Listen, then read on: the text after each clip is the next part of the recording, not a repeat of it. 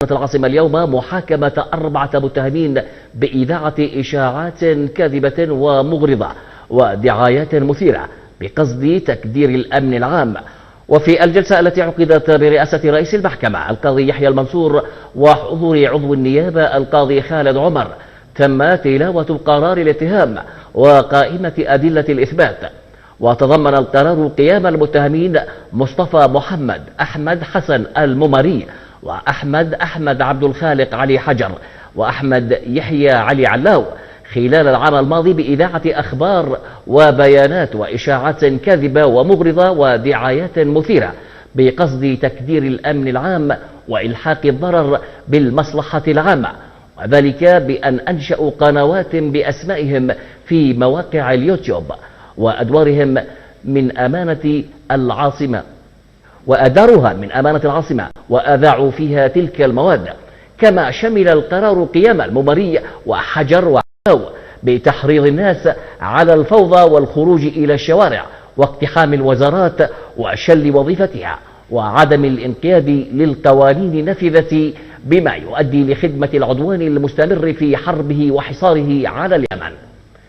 فيما وجهت للممري تهمة قذف جميع المسؤولين في المؤسسات الحكومية اليمنية، وذلك بأن نشر مقطع فيديو في قناته باليوتيوب يتضمن لفظ القذف. ووجهت النيابة للمتهم الرابع حمود محمد أحمد المصباحي قيامه بمساعدة المتهم الأول في ارتكاب الوقائع السابقة، وذلك بأن قام بتنسيق محتويات الفيديوهات قبل نشرها بصفته مخرجا وسكرتيرا مع المتهم الأول يدير كل أعماله. وطالبت النيابة بالحكم عليهم بأقصى العقوبات المقررة قانونا ومصادرة المضبوطات. وأقرت المحكمة في الجلسة التي حضرها محامي المتهمين تمكين المتهمين ومحاميهم من تصوير ملف القضية وتقديم ما لديهم من رد ودفوع إلى جلسة الثلاثاء المقبل.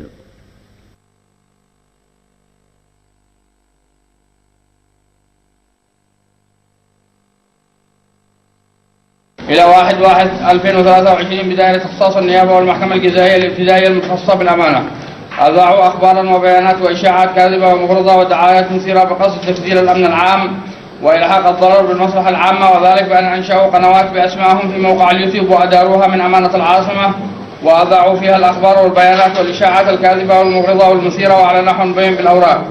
ثانيا، المتهم من الأول إلى الثالث حرضوا الناس على الفوضى والخروج إلى الشوارع واقتحام الوزارات وشل وظيفتها وعدم الانقياد للقوانين النافذة، بما يؤدي إلى خدمة العدوان المستمر في حربه وحصاره على اليمن. وعلى النحو المبين تفصيلا في الأوراق. ج. المتهم الأول قذف جميع المسؤولين في المؤسسات الحكومية اليمنية بأنهم عيال الزنا، وذلك بأن نشر مقطع فيديو في قناته باليوتيوب يتضمن ذلك اللفظ. وعلى النحو المبين تفصيلا في الأوراق. المتهم الرابع قدم مساعدة للمتهم الأول في ارتكاب الوقائع عليه فوباء وجيم، وذلك بأن قام بتنسيق محتويات الفيديوهات قبل نشرها بصفته مخرجا وسكرتيرا مع المتهم الأول يدير كل أعماله. وعلى النحو المبين تفصيلا بالأوراق. الأمر المعاقب عليه بالمواد 16 21 و22 و23 و24 و135 و136 و289 من القرار الجمهوري بالقانون رقم 12 لسنة 94 بشأن الجرائم والعقوبات. ولذلك النيابة العامة وتطبيقا لأحكام المادة 221 إجراءات جزائية رفعت الدعوى الجزائية أمام عدالتكم ضد هؤلاء المتهمين للسير في إجراءات محاكمتهم والحكم عليهم بأقصى العقوبات المقررة قانونا ومصادرة جميع المضبوطات المبينة في قائمة الأدلة. وعملا بأحكام المادة 351 إجراءات جزائية تطلب النيابة العامة تلاوة قائمة أدلة الإثبات في مواجهة المتهمين والسير في إجراءات المحاكمة وفقا للقانون، والله الموفق. حددت